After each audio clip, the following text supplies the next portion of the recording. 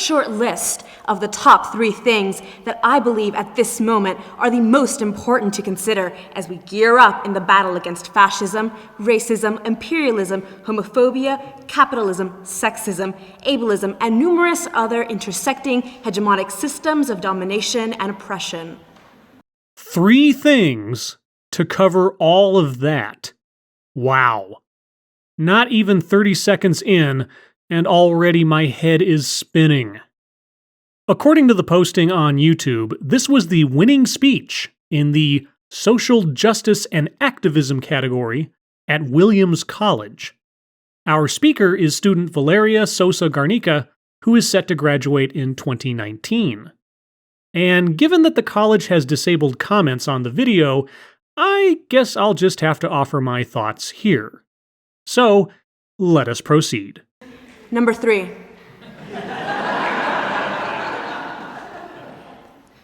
Political analysis.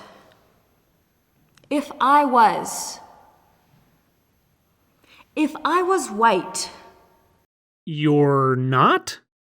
Okay. I would not have to worry about my family, their safety, their lives, not in the way I do today, every day. White people do not have to worry about their families. It doesn't matter what country or set of circumstances said white people inhabit, your situation is just reflexively worse than theirs is. Got it. I could do my homework and study and read and live without these concerns. But I am not white. Do not want to be white. Well, if you are not white, then you'll be happy to know that you never will be white. Yet, the anxiety of separation and intergenerational trauma, of immigration and colonialism and oppression runs through our veins like el río Quichapa. The anxiety of separation, intergenerational trauma, immigration, colonialism, oppression, it all runs in your veins. So, you and your family are victims by the very nature of what you are. Got it. A border once separated my mother and my father, no, several times, even when I was too young to remember or exist. Borders were already delineating the spaces of my life and so-called choices that were never really choices. Today, I am separate from my family, again.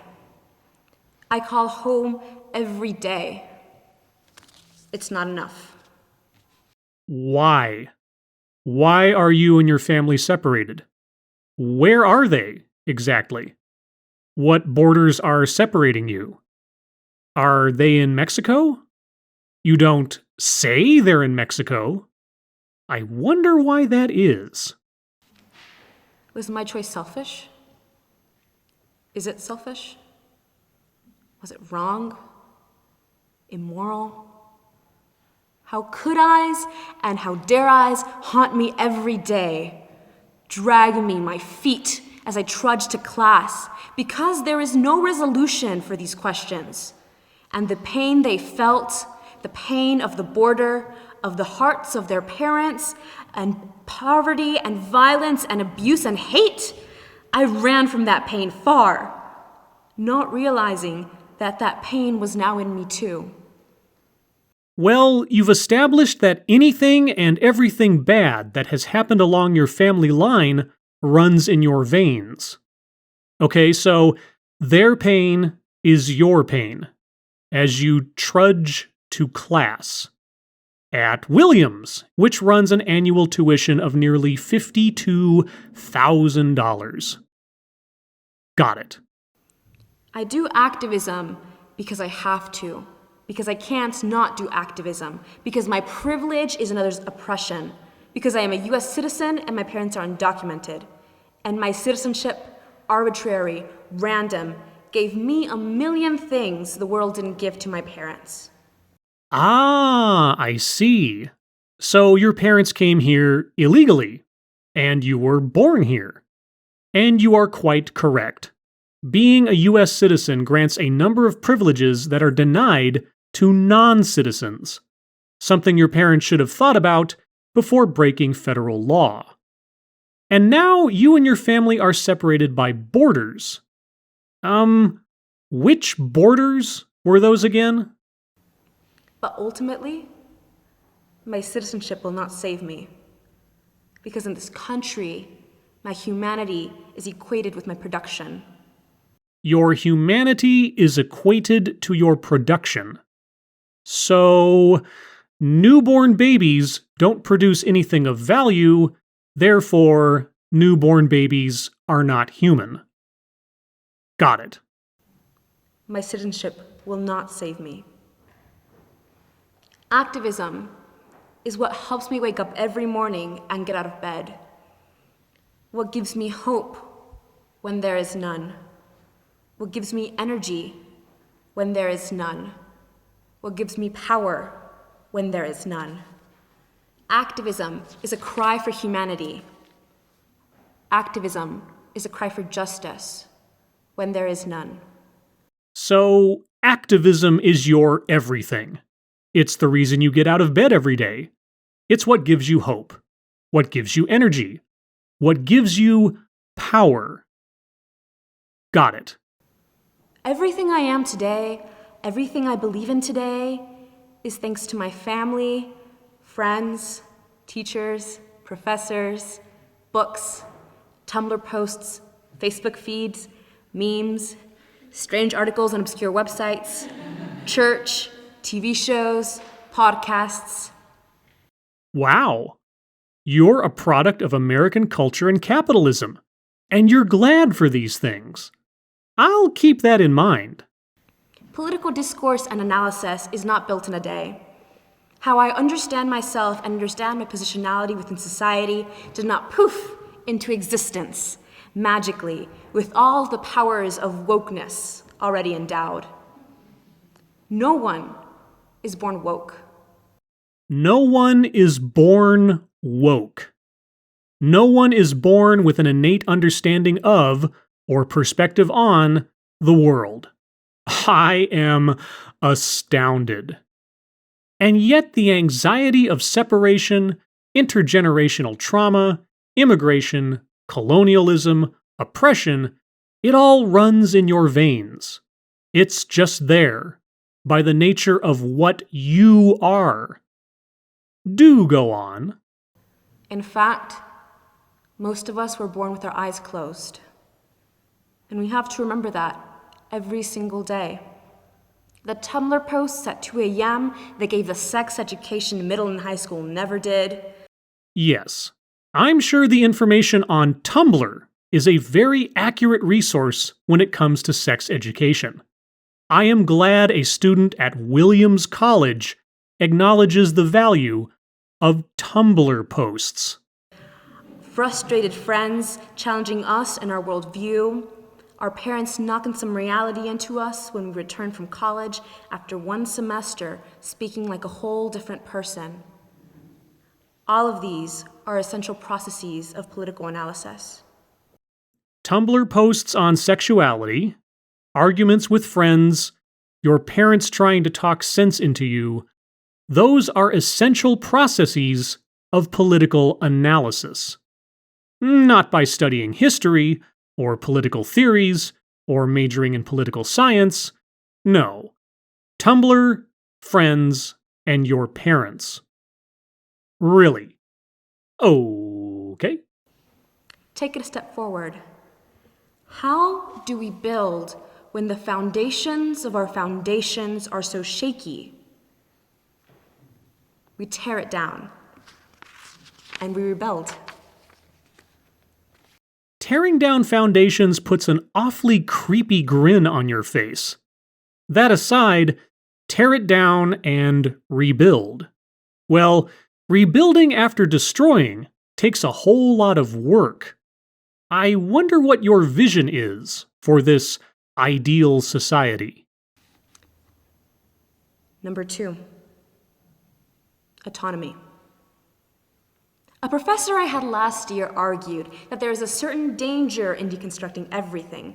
If you deconstruct human rights, legality, justice, then how can you fight for anything? So, I want to sing an ode to deconstruction. To even introduce the idea of deconstruction was radical. It was revolutionary, novel. It is also as old as slave revolts and native resistance. I think your professor might have had a point, but obviously you knew better. And you also associate this radical idea of yours with slave revolts and indigenous resistance, while you are neither a slave nor an indigenous person. Got it. Attempts to deconstruct white supremacy have existed for as long as white supremacy has existed. When we fight, when we deconstruct, as we tear the bricks out of the master's house we build.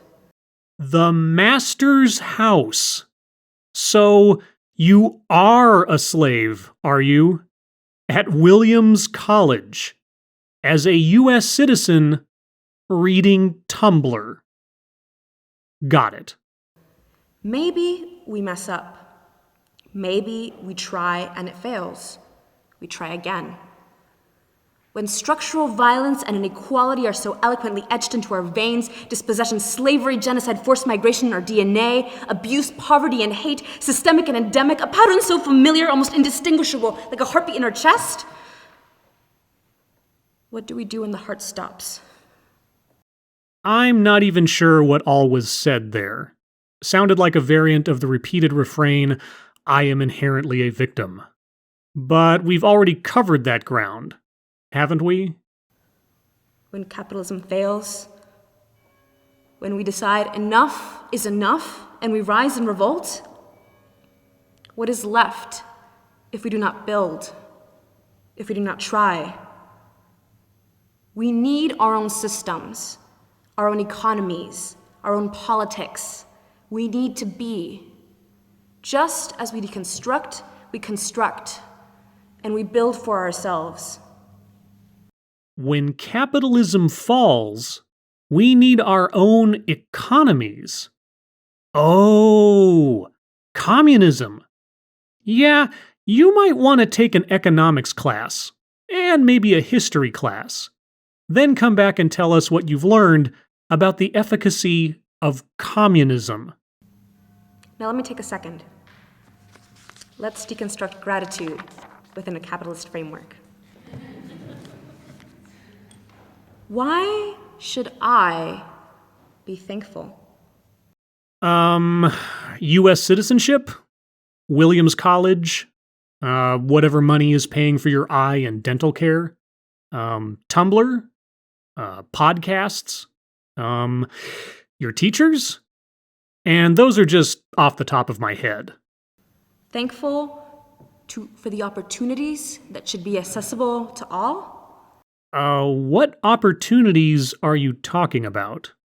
Thankful to be an accessory on the multicultural diverse promotional pamphlet for Williams Corporate? An accessory on a pamphlet. I really wish I could find a copy of this pamphlet. Regardless, that's how you think the college sees you. As an accessory. As window dressing. Oh, right. You're inherently a victim. It runs in your veins. Got it. Am I grateful that historic and continual oppression and exploitation allowed you to accumulate wealth? Allowed you to build colleges? Who is you? Are we back to white people? White people that built colleges, like the one you attend. White people that accumulated wealth, like, I don't know.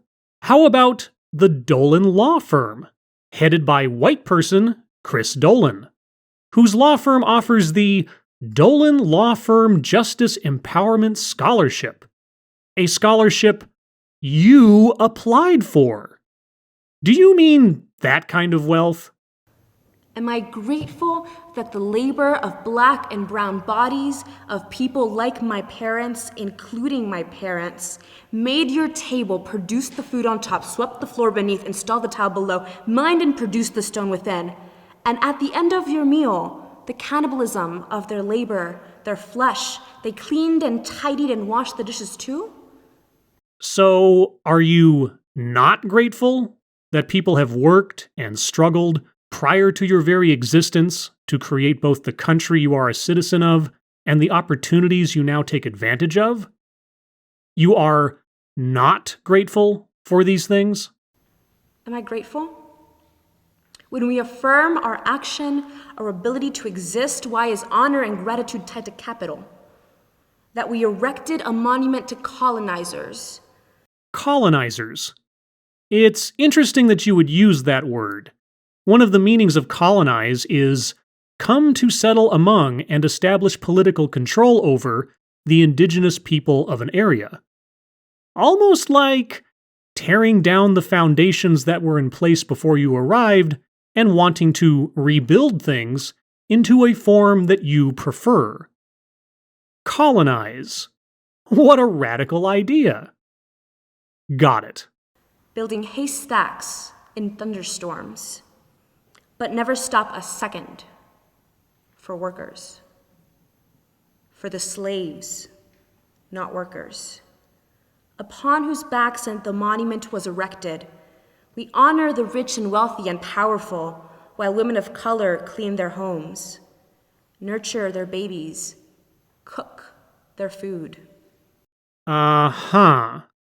The way things were long before you existed, and which are no longer that way. Things you have never experienced and never will experience. You are not a slave. Why are you appropriating the horrors of other people's histories? Am I grateful? And when the moment comes that I have killed my health, forgotten childhood and fun to achieve college, to make the world better for people like my parents, including my parents, the moment I begin to understand the politics of gratitude and question the authority of these institutions, am I no longer valuable? Valuable? Well, I don't know. How much are you producing? Am I too radical? Dangerous? By simply questioning, is there more to the black and brown laborer than their labor? What of their humanity? Of our humanity? If this were the 1800s, your words might have some meaning towards the cause of abolition. But this is not the 1800s, and you are not a slave. And what do you mean, our humanity? Is your humanity in question? I feel suffocated on this campus. I am not allowed to be. I am not allowed. You are standing at a podium, reading a speech that has won in competition at a private college. And yet, you are suffering on the campus.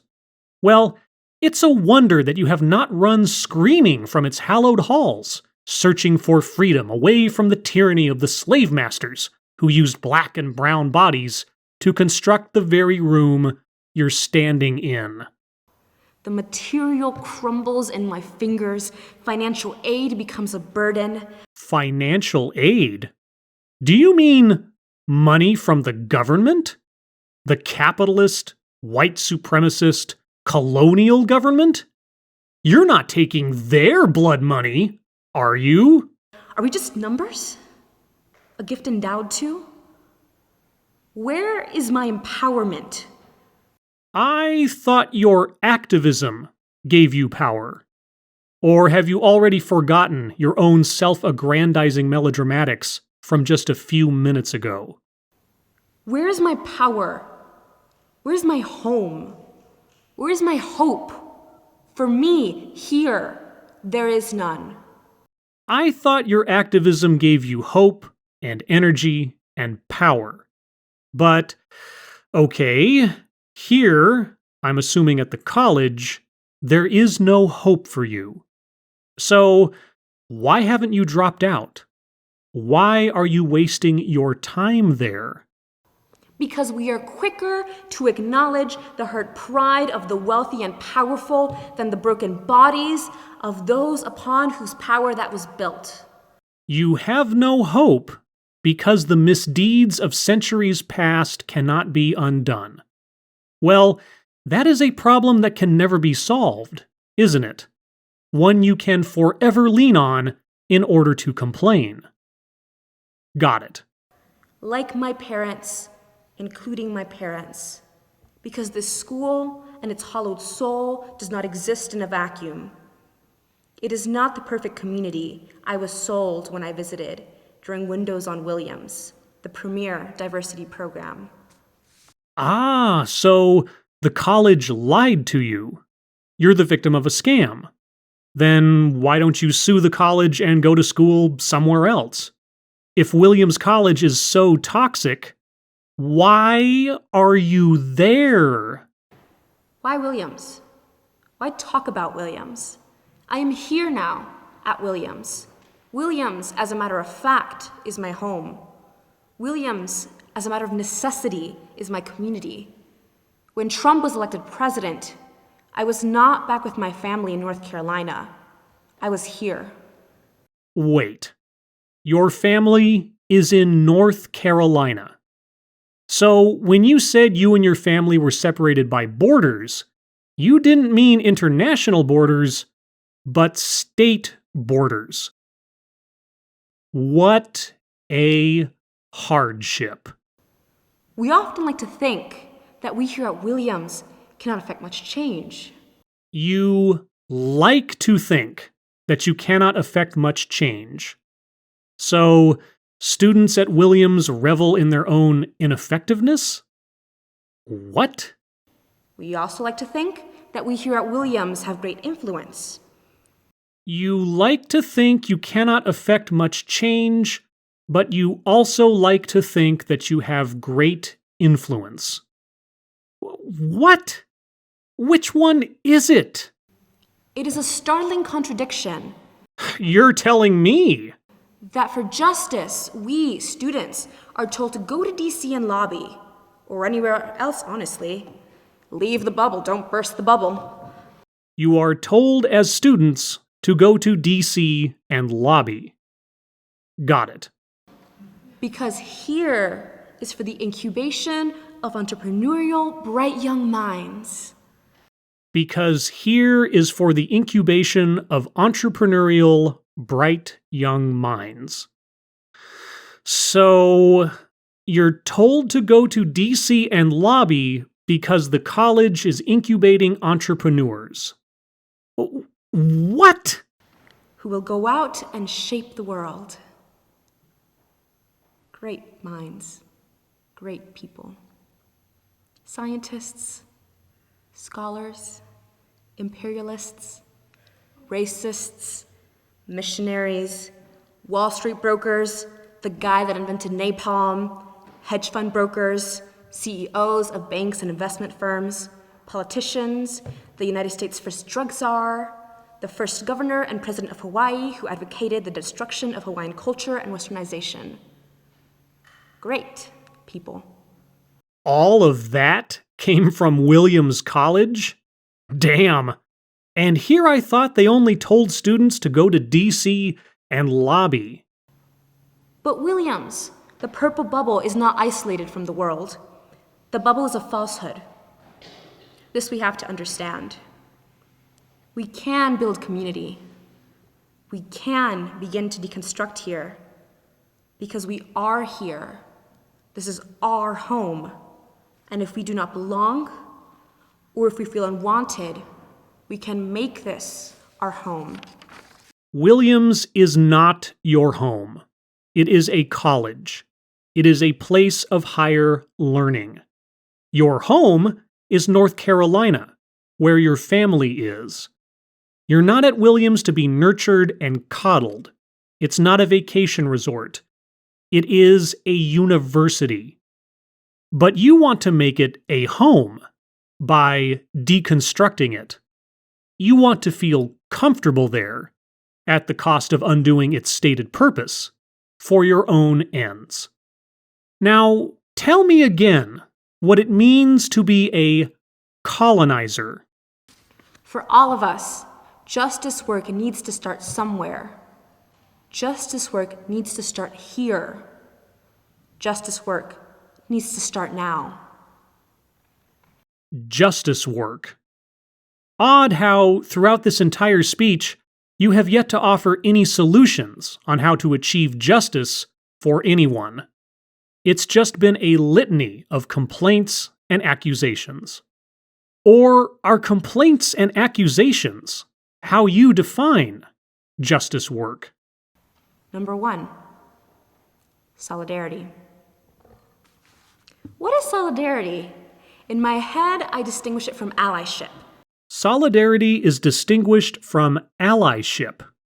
And allyship, as I have come to understand over the course of many videos, means being a subordinate supporter of a stated victim and by no means being an equal. So, how is solidarity different? When I say solidarity, I don't mean bullshit pins. I don't mean a frame on a Facebook profile picture. I mean that our liberations are irrevocably intertwined. When you say solidarity, you mean that your liberations are irrevocably entwined. This is filler material. You are saying nothing. You are expressing nothing. Solidarity is not a performance. Solidarity is not convenient. Solidarity is not respectable or amicable. It is messy and loud. More filler. Are you prepared to break the law? Am I prepared to break the law in order to, what? Prove my solidarity? Are you prepared to break property? Am I prepared to cause property damage in order to, what? Prove my solidarity? Are you prepared to go against everything you have been socialized to believe true? Everything I have been socialized to believe true. Am I prepared to go against my own beliefs in order to, what? Prove my solidarity? Are you prepared to stand with us, even when it is completely against your personal interest? Who is us? And who are you making this pitch to? White people? What is the exchange rate for committing crimes and going against one's own beliefs and interests on your behalf? What are the sacrifices you are willing to make? We see churches and congregations and individuals and cities offering sanctuary. But what are the limits of sanctuary? What's the fine print? The fine print? Well, that would be called the law. You know, that thing your parents broke by coming to this country. That thing you're attempting to inspire others to do for your benefit in this speech. Is that really solidarity? If you only became interested in our collective liberation when it started trending on Twitter? Your collective liberation.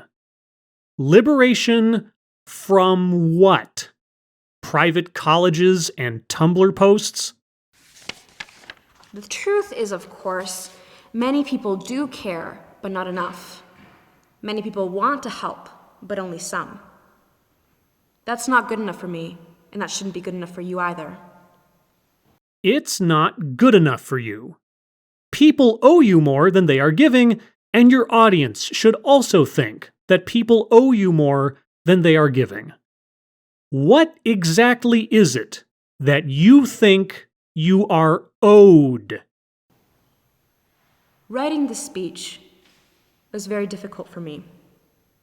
Yes, I'm sure it was very taxing of your emotional labor.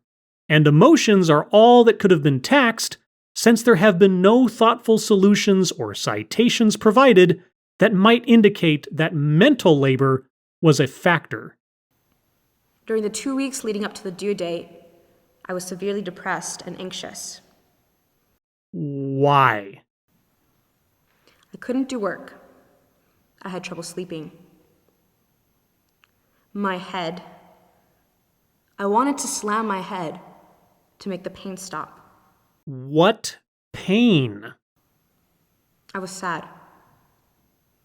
I say this because the process of writing the speech was painful, hard, messy. It was not perfect. It is not perfect. Writing this speech was hard and painful. If you think writing a speech is hard and painful, just wait until you have to actually earn a living away from the insulating bubble of your private college. Only after the elation of being surrounded by my comrades and friends. Comrades and friends. Comrades. Got it. My community, as we ran through the night with the banner, 69 and 83 Hall. Now, I have tried to figure out what, if I'm hearing her correctly, 69 and 83 Hall means, but I have no idea. If any of my viewers has an idea, please leave it in the comments below. That deep and emotional conversations afterwards. Only after that was I able to, at 3 a.m., surrounded by my soft pillows and the silence of a quiet dorm. Soft pillows. A quiet dorm. Tell me more of the terrors from which you need liberation. Think. How do I mold the emotions and experiences with the clarity of my vision? If this speech represents clarity of vision, I think your glasses prescription might need a checkup. This was an attempt, an experiment, to try to speak my mind in a way I hadn't before. We need to try, and we need to be okay with failing. Because what do we have to lose? Nothing. Thank you. Nothing to lose, except perhaps my sanity. This was the winning speech at Williams under the Social Justice and Activism category, a meandering, nonsensical collection of buzzwords and babble, listing endless hardships conjured from the ether and offering no solutions to any of them. No solutions, save for making demands of others, to break the law, to make sacrifices on her behalf, to try and ease the pain of being a U.S. citizen, going to a private college, and sleeping on soft pillows in a quiet dorm. And so I say, yes, this is a winning speech, worthy of its accolades. It is a perfect embodiment of social justice activism. As always, thank you for watching.